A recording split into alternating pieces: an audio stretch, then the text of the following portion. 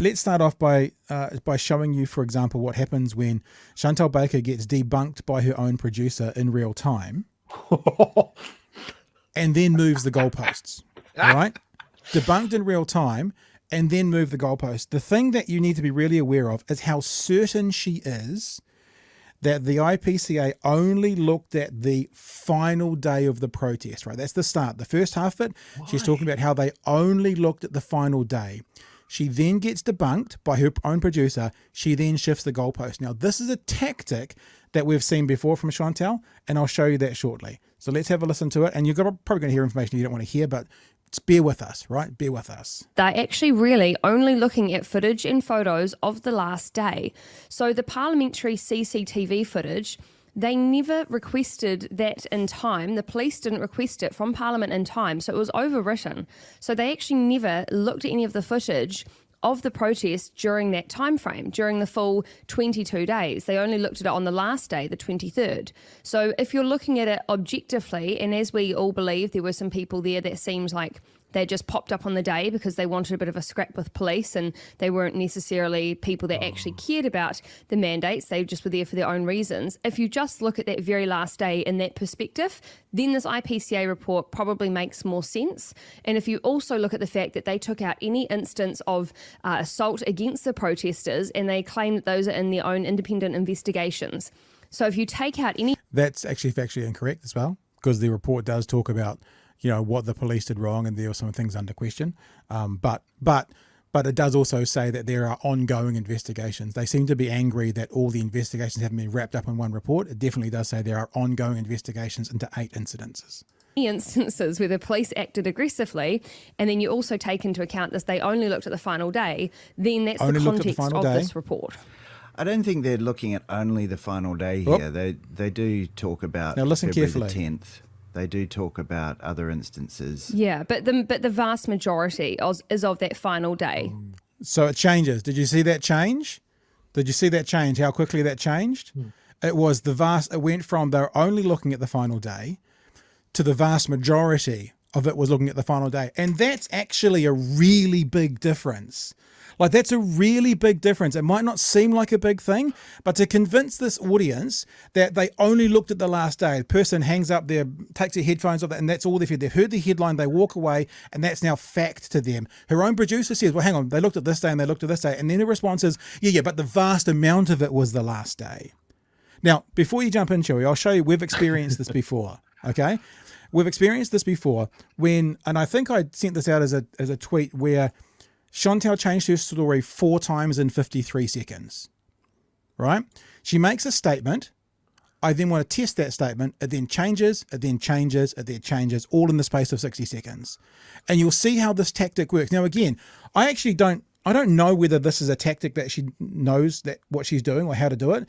But what she does is she says something, and if she gets pushback, she changes it by 5%. Then she changes it by 5%. Then she changes it by 5%. Now, I'm assuming what that means is if she can get the big statement through at the start with no pushback, then that's truth. If she can't, it can be watered down to then being something still bad, but not quite as bad. Have a listen to what's said in this.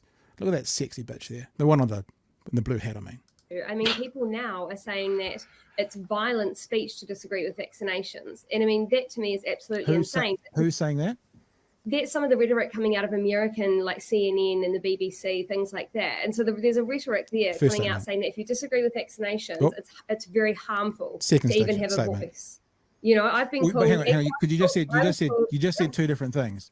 The first thing you said, it's violence to disagree, and then you said it's harmful to disagree. Like, I'm just so you know, I'm a huge believer in show me what you're talking about. Like, I won't accept people saying, well, I heard this and I saw this and I think that. I'm like, okay, that's an opinion and that's fine. But if you're making a claim that can be tested, I want to test it. And you've just made a claim, which there is rhetoric coming in.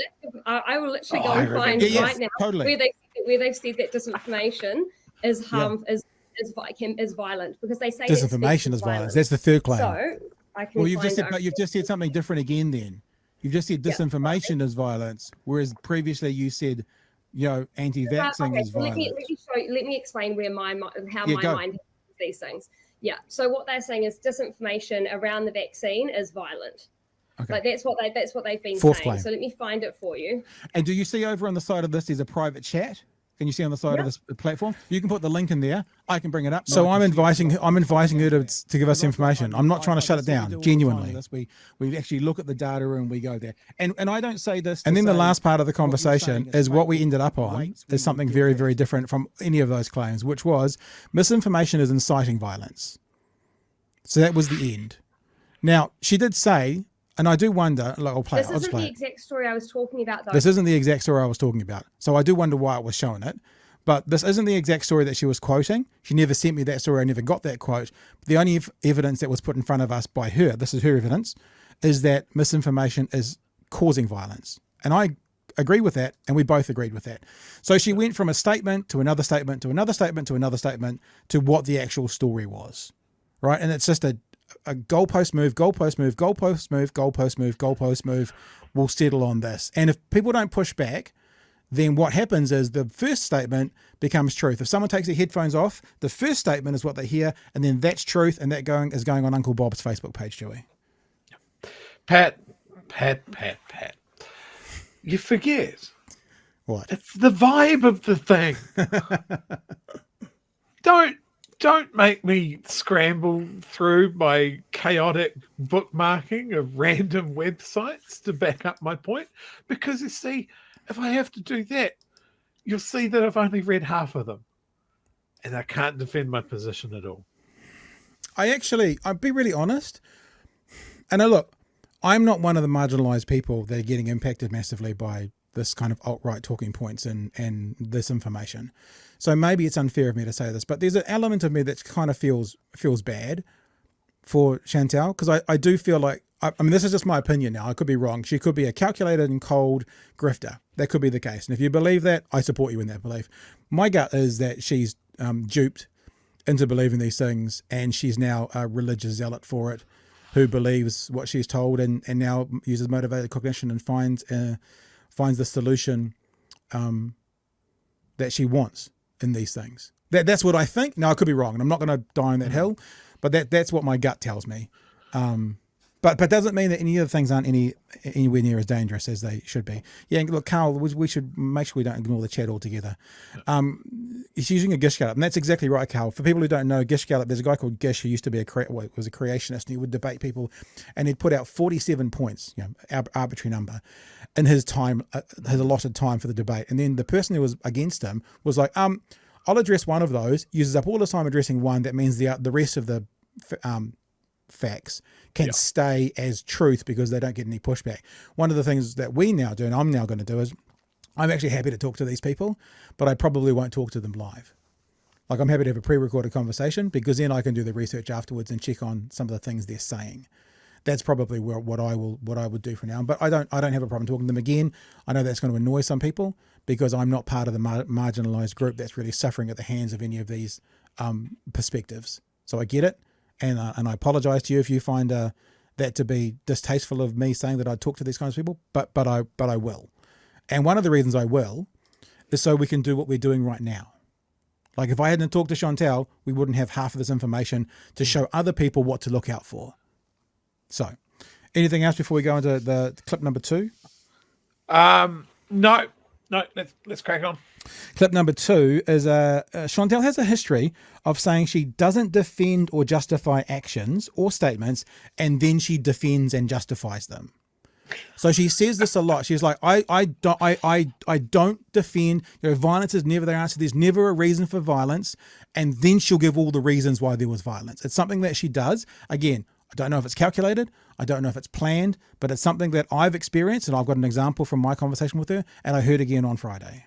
You had people at one stage throwing bits of 2x4, and I ran in to try and stop them. And you can say that's incredibly dangerous, right? But you also have to remember that the police all had shields, had gloves, had elbow pads, had knee pads. Like, they were fully padded up. They had big shields, had big helmets. They had the whole lot. And I'm not justifying anyone throwing anything ever, because I think that's really wrong, and I completely disagree with that. But in terms of deadly force, no, because you have to keep in mind they were also throwing them from miles away from any of the officers. So they'd lost kind of all velocity by the time they got to them. They talk about the paving bricks, and I'm sure that would have been scary. But then the police started throwing them back at protesters, giving them back the ammunition, and also the protesters had no kind of padding, didn't have helmets. So in terms of deadly force, that was a lot more deadly towards the protesters than anything that the protesters could achieve back to the police's side. So let's go through what she said, right? The police had, these are quotes, I've just quoted these out, these are Chantelle's words. The police all had shields and gloves and elbow pads, had knees, they were fully padded up, they had big shields, they had big helmets, they had the whole lot, right? Now, this is an opinion part now. Mm-hmm. Chewy, you can tell me if you disagree. In the chat, tell me if you disagree. That sounds like someone saying, so they were fine. Yeah. In other words, it didn't matter if things were thrown at them. They were fine. It's also incorrect. I watched this whole thing, buddy, live, and the first wave of cops had shields, but some of them didn't even have helmets on when they were getting pavers and furniture thrown at them.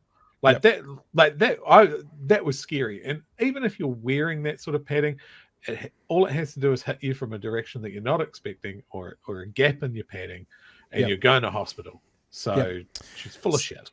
So other comments were the protesters were throwing pieces of 2x4 from miles away. They had lost all velocity. In other words, doesn't really matter. This wasn't dangerous at all. Also, to me, not that's how physics work. That's also, to me, that seems to be a defense for what? Maybe not a defense, but a reason to minimize. Maybe minimize is better than defense. A minimizing of it. Then the police started throwing the paving bricks back at protesters, giving them more ammunition. So they were saying that's the police's fault that the bricks were being thrown at them, because they were thrown and that might have been scary, but then they threw them back. So what are the protesters? Of course they're going to throw them back again. And the protesters had no kind of padding. In other words, they were the victims here. Now I do have opinion on that. I'll be honest. My opinion is this is all a way of defending or minimizing, for example, what's going on. But the reason I think that is I've seen this before. And you also have to remember that if people have been mentally tortured for multiple days, at that point, by the time that footage was taken, I think they were at least 2.5 weeks in, of course they're going to react badly. Absolutely. I think if you had gone down to that protest and lived what those people went through for 2.5 weeks, you would react badly as well. So am I saying I condone threats? No, absolutely not. Well, can I just offer, sorry, when you say basically there's a reason they acted that way, what you're actively doing is condoning it. You're giving them a reason for doing it. So I've seen this songbook before.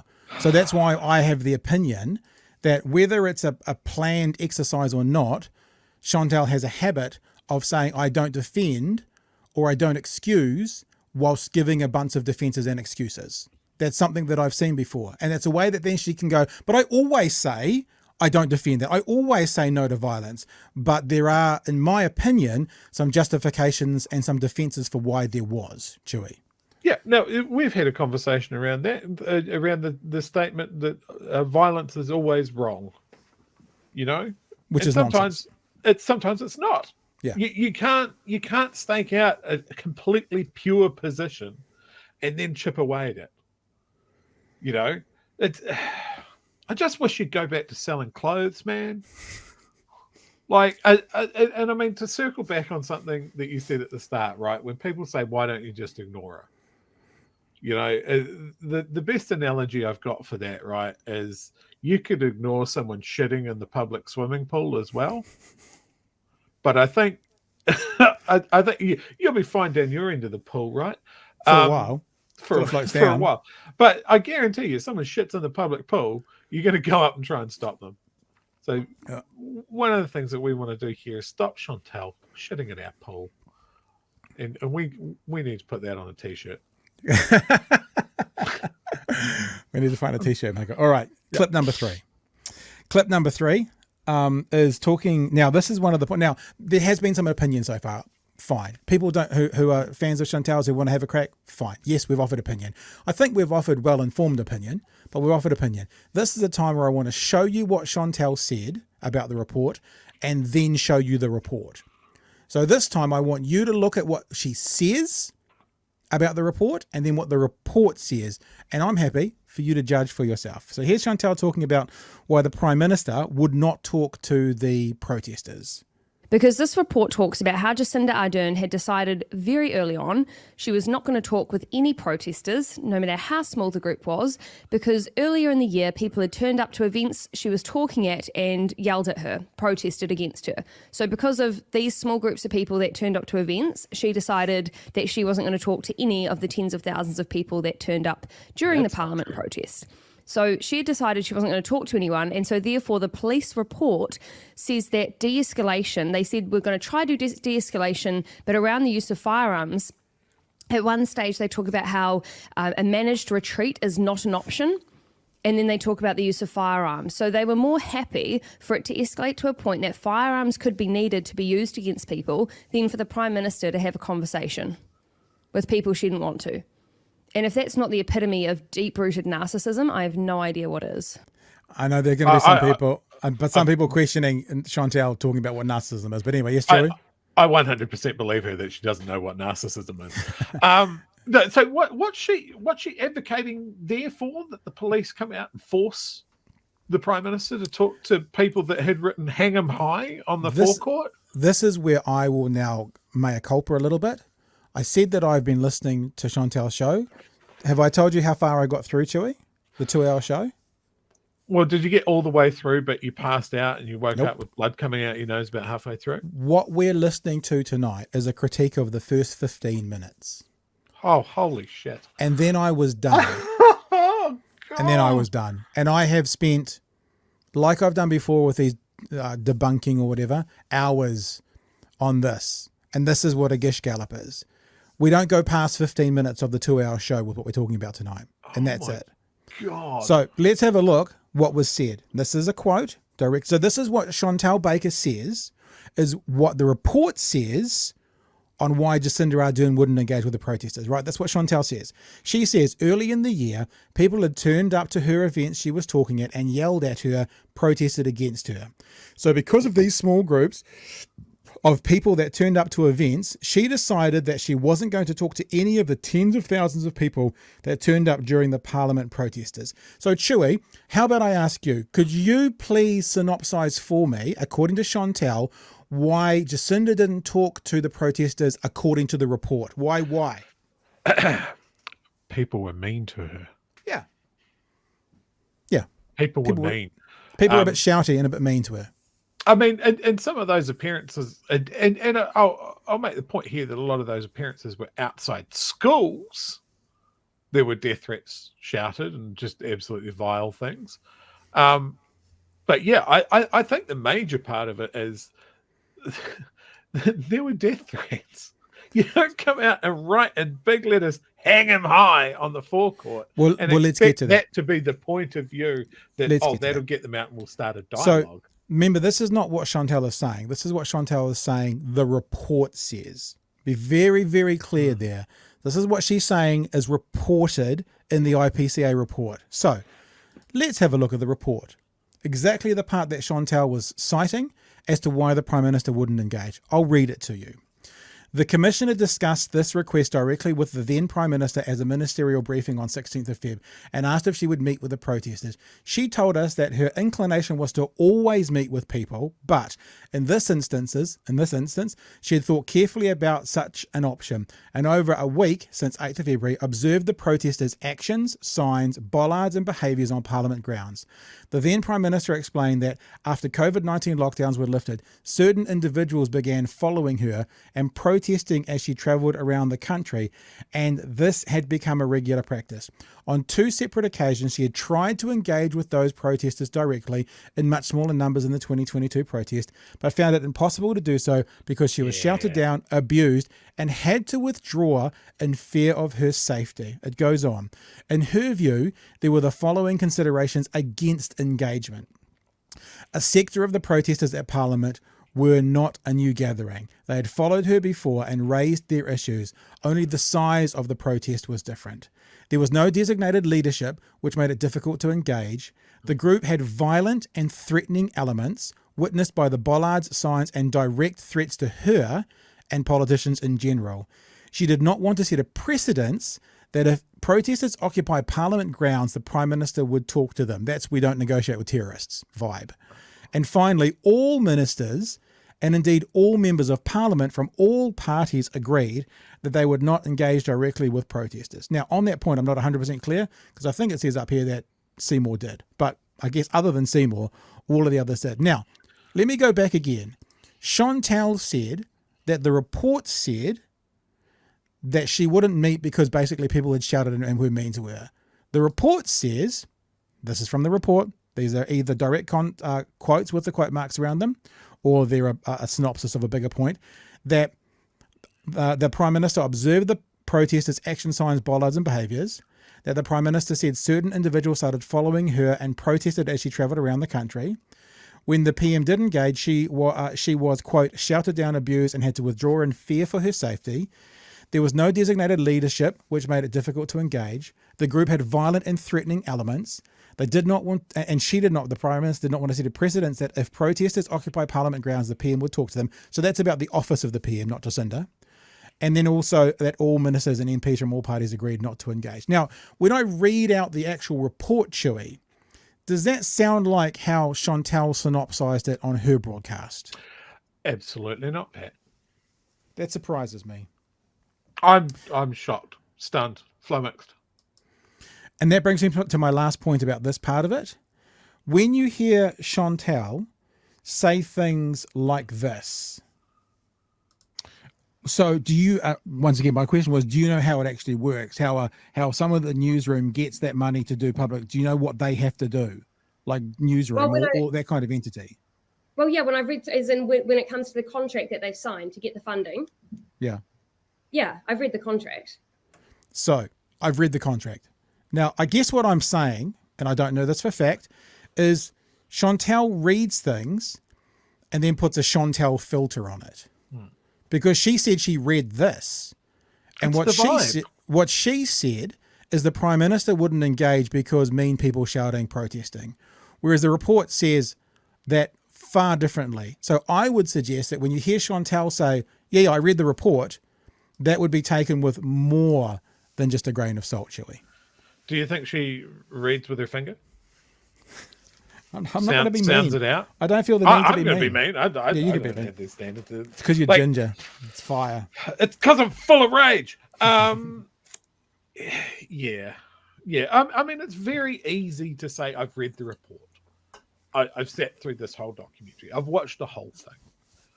It's you can read every word in something. It doesn't mean you comprehend it. It doesn't mean that you can extrapolate thoughts out of it. That's why the scientific process is so rigorous.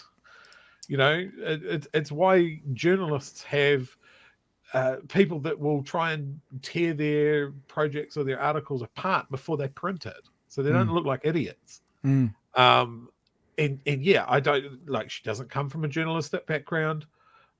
She's not used to the way that these things work. She does not have someone, like, as much as we might refer to a producer going, actually Chantelle, which is very funny. But the frustrating thing is doing that. But the frustrating thing, Chewy, is neither do we. And I'm not a journalist, and I've had no journalistic training. Yes, I've worked in news and current affairs, but I'm not a journalist. Well, I mean, by the same token, though, I go off on a rant and go over the line. You're pretty quick to say, well, actually, and, you know, we've had quite robust discussions off air about certain topics of, you know, do we, don't we?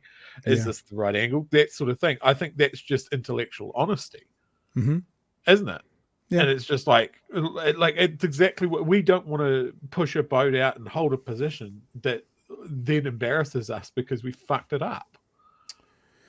And remember, as we continue to talk about this for, I think, one more clip. Your feelings don't really matter right now because we're talking about facts. So we're talking about vibes. The irony is how often that the way it feels come up in that first 15 minutes of 2 hours. I mean, I know that's actually quite poor of me. I should have done the whole thing. But if I don't know the whole thing, guys, we'd be here till 6 o'clock tomorrow morning, or this would be every night this week. And I know either you or I would terminate ourselves at that thing. So we're going to play one more. I think it's only one more clip. For the love of God, please only be one more clip. Let me just have a look. Yeah, I believe it is. There's actually one more clip, but there's some addendums to this clip.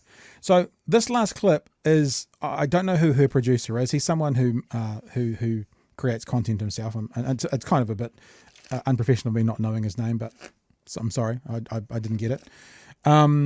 But I wanted to show one thing. This is maybe more about the ecosystem that they bring when allegations become truth. Yeah.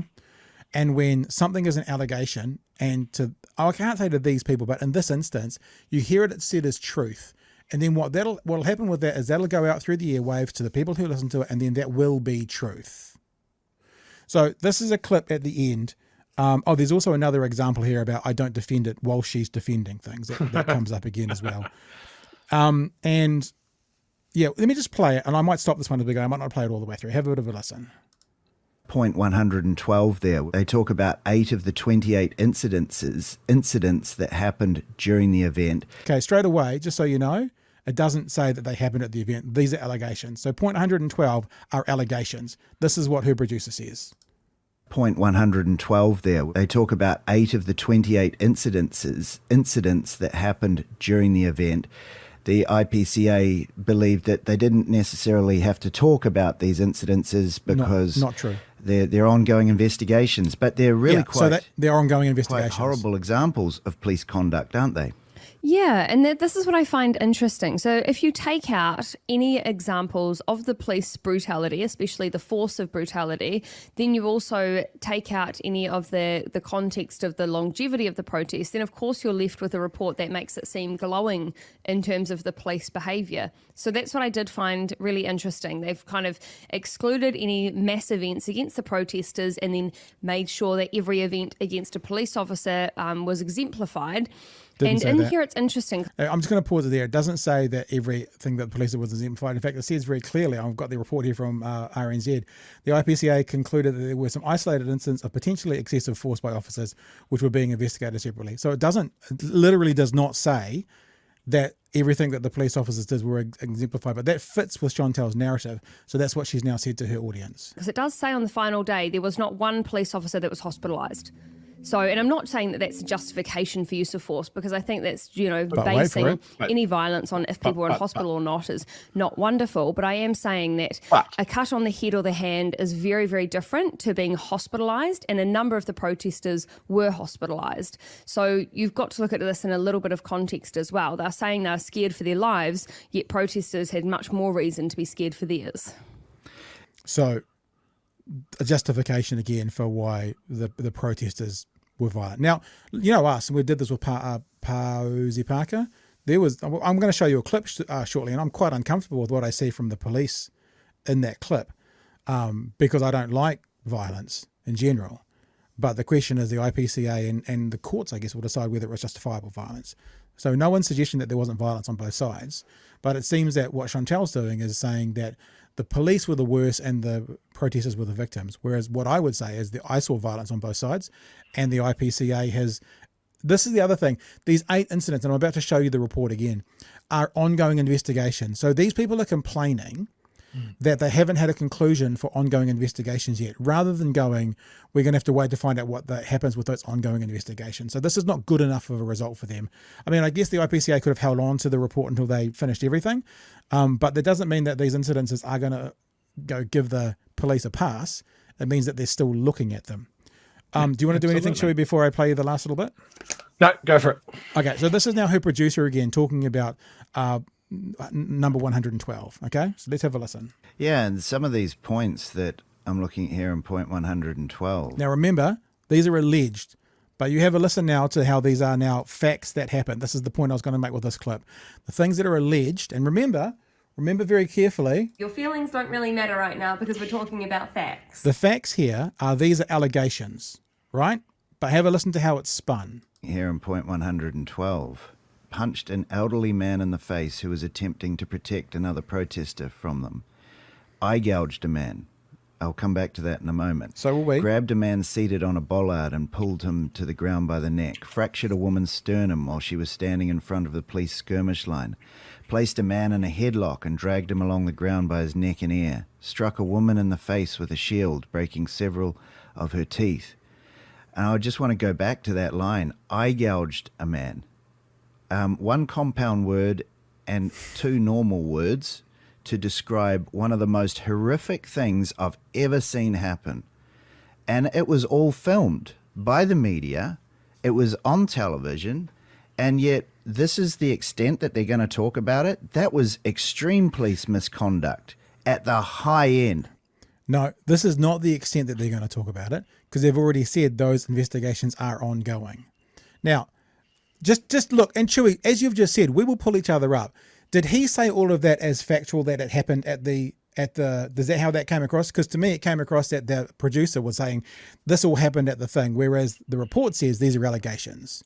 How did you hear that? Just before I go on, how did you hear that? I heard it being a very concrete statement and all run together to make it seem like a veritable orgy of violence. Yep. Okay, good. I mean, I was supposed to say good. I don't mean good, but that's how I heard it too. So here's at point 112.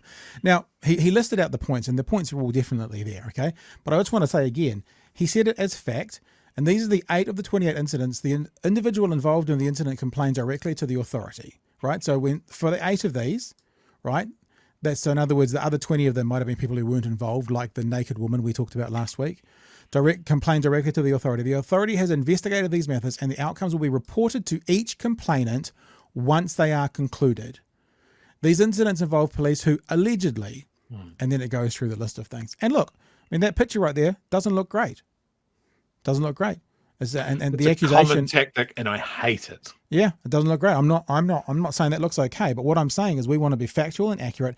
These are allegations, right? That there was an elderly man punched in the face. So the person who was punched in the face is the person who's complained. The police at Conduct Authority go back to that person with the result before they're released.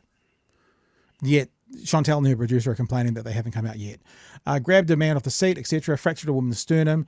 Placed a man in a headlock and dragged him along. Now, all of these things sound horrific. And if they have happened, and if the police have stepped over the line, then there should be consequences. 100% there should be consequences. But at the moment, there are allegations that group that we just heard, the producer and Chantelle, have sold as fact. Now, I want to have a look at this one.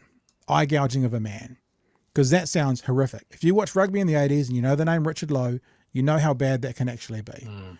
So I want to show you Game of Thrones. I want to show you, yeah, true.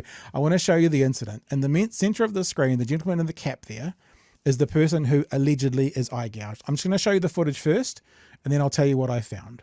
We're in the cap in the center here, man in the center, and the police go, and I'm really uncomfortable with this. Don't like this violence. Right, and that's the end of it. Okay, that's the end of what's just happened. Okay, and then we see it again. Cap in the middle, there he is over there. Cap, police officers, has his hand up at his face, no question. There's a couple of hits, uncomfortable about that. Watch, the hand goes up to the face. There, and then hands behind the head from there on in, pulling him out. So that's the eye gouging conversation. Now, what I've actually done is I've gone through frame by frame, and I don't think I'll play this because it's 2.5 minutes altogether. But I've gone through, in fact, maybe I can mute it and maybe do it myself. I've gone through frame by frame, and I've actually had a look at what happened to the person frame by frame. And you can actually see, because I've got a timer on it here so I can show you, that the hand's on the face, right? And it stays up on the face. And it stays, you can see the fingers are above the eye and the thumb is under the hand. So there's no eye gouging there, right? And over the next kind of 3 or 4 seconds, the hand moves up and down and drops off. And there is a point where he's holding his face like that. And the thumb is definitely up. How would I do it? On the eye like that. Make the accusation. You can see there's no thumb yet. The thumb's under the thing. So he's holding like this, or under the chin is what he's doing at the moment. There's no thumb up near the eye. See the fingers are above the eye there. Right, and are above the eye, so they're not in the eye there. I've got a commentary of this, but it's really bad, so I'm not going to play it because I recorded myself doing a commentary to it. And then the hand falls off the face, thumbs over to the side there, so there's no eye gouge there. Eye gouge is with the thumb, right? Without question, that's where it is.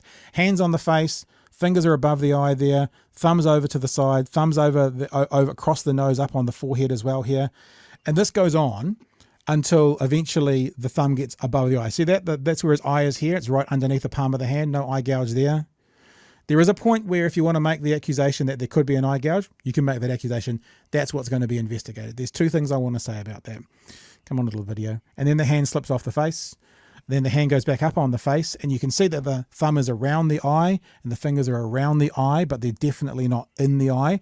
until I think it's 5:22. So you watch the thumb here is under the nose. It's under the nose. It's to the left of the eye.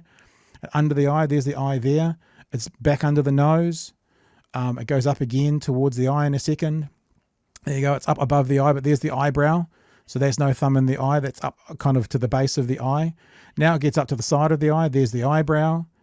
And then it goes on top of the eye. Now it's above the eye, but then it comes back down and it is on top of the eye without question. Right. At 5 seconds and 22/100ths of a second, the thumb is over the eye. Now, is that an eye gouge or not? I don't know. But no question that 5 seconds in and 22/100ths of a second of my video, the thumb goes in front of the eye. That's pretty clear. No question. And then by the time it gets to 5:28, 6/100ths of a second later, it's all finished. So the first thing is, and this is not to minimize, the first thing is, if there was an eye gouge, it's 6/100ths of a second. You've just seen it. I just showed it to you. I showed you all the footage. I went through the whole thing bit by bit. But the second thing I want to say to you is the producer, and this is the exaggeration, and this is the amplification of issues, right? They make it seem more important than it is. 6/100ths of a second of a potential eye gouge, push in the eye, slip, whatever. The announcer, or the producer, described as, quote, one of the most horrific things I've ever seen. That's how that incident was described by the producer, as one of the most horrific things I've ever seen. The producer then went on to say it is, quote, extreme police misconduct or conduct at the high end. So the exaggeration. So this person says that what they've just seen, I follow an Instagram account called Nature is Metal, and there's worse things on that every single day.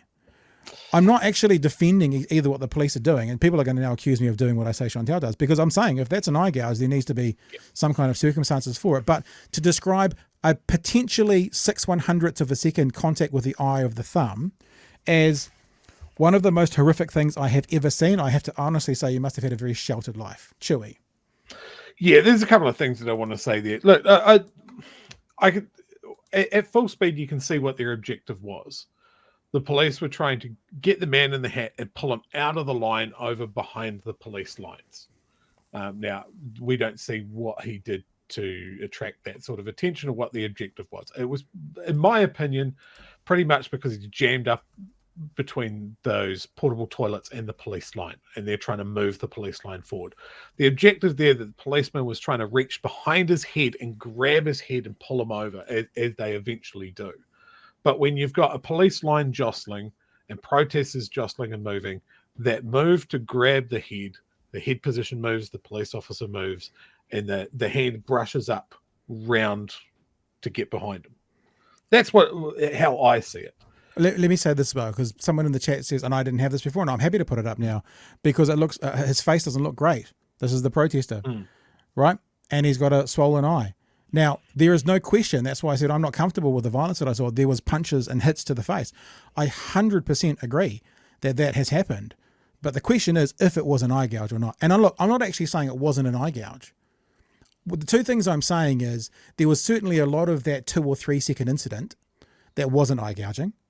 And there was possibly 6/100ths of a second that could have been. And it's been described by the producer of Chantelle's show as one of the most horrific things I have ever seen. Now that looks terrible. I'm genuinely sorry for the man. That's not a good look. I mean, for him, it's bad. And you'll notice if we watch that video again, is that I'll just turn the volume off. There is definitely a hit. There are hits. There's hits to the faces. Look, there's a punch. It's not. I think that first impact would have generated that guy. I don't know. I don't know. But all I guess I'm saying is, nobody does at the moment. It's an allegation. Yep. And that's one of the other points about black this eyes always look horrific. Like I've got a black eye that looked like that from a mosh pit, and I had a great time. I'm not suggesting that he had a great time, but it is very easy to get a very dramatic looking black eye. And let's not say that meaning we're minimizing it, because we're not. No, not at all. Look, no one, unless you're a lurker and you're coming in for the first night and you want to have a crack, more power to you. And there are a few. More power to you. But if you're anyone who's watched us more long term, you'll know we called out the violence at the Posey Parker conversation. Like we called it out and said not appropriate. And we're calling. I'm uncomfortable with seeing the police act that way. Does that mean it was wrong? Well, that's what the IPCA and the courts decide, right? I'm uncomfortable with it. I don't like violence, but I'm not also naive enough to go, violence is never the answer. Because sometimes it is. And we'll say it again. If your partner, if you're a guy, a big burly guy, and your little girlfriend was being beaten up by someone in the street, you would throw hands. You wouldn't go, oh, look, sorry, sweetheart, but violence is never the answer. Look after yourself. Normally when I say that, people are like, yeah, but that's in self-defense. Yeah, but it's still what violence is. So we don't play the game of going violence is never the answer, right? But I also don't want to play the game of going what's been described as one of the most horrific things I've ever seen was necessarily one of the most horrific things that have ever been done. Yeah, absolutely. Look, I'm certainly no police apologist. You know, police go over the line a lot of the time, but this is such a dynamic thing, and we're looking at it. You know, and this is what the IPCA do. They look at things under a microscope, and it has to be defended in court, and the courts go through it, and like. When it comes to this level of thing, it's not the vibe of the thing. There are so many people looking at it and black hatting it. And well, what about this angle? And what about this? And how could we have operationally dealt with this differently? You know, whenever there's an event like this, you go back, you review. And there are some people that are doing that from a position of intellectual honesty. And there are many out there that go, that justifies my point of view, and I'm sticking to it. I'm going to stick my flag in it, and I'm going to hang everything over this. I can see it happening in the chat now. Yeah. Sometimes you've got to step back from the position that you want and just black hat it. Yeah. And I don't think you can watch that video. You can do both things. You can watch that video and go, I don't like that. I don't like how it looks. I'm angry that it went that way. And then there's a point of going and seeing what Chantelle and co are saying and go, well, I don't know, man, that's a bit of a long draw. Yeah. Yeah, or even, I mean, like, we can even say, and look, we've got Planet Walk in the chat. We'll go over chat with Planet Walk in a sec before we go on to the last part of the show. And even if we say exaggeration, you know, or even if we say absolutism when there's still allegations, there's just the way it's delivered and the way that it comes out is really, I think, really harmful to, you said, intellectually honest. And let's be honest, there are people on the police side who also won't be being intellectually honest. There could be cover-ups. There could be that. I completely acknowledge that. But the way you find that out is you get to the end of the process and then reassess. And we're mid-process, and the police IPCA are going to report to the people who made the complaints first. It's not like oh my God, they're letting them off.